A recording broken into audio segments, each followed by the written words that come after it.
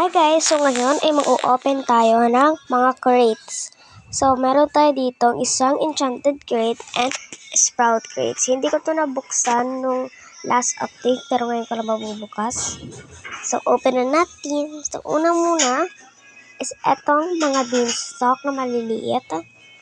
Next, sana magkakaiba silang lahat. So ayan na, buksan na natin. So etong pole. So, wala pang magkakamuka. Uy, itong hammock, parang higaan siya.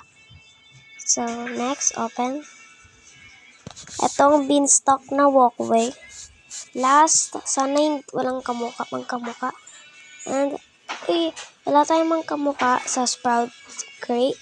So, next naman is ang enchanted crate. Sana maganda. So, nakuha natin ang mushroom na bahay. So, ayun lang guys. Bye!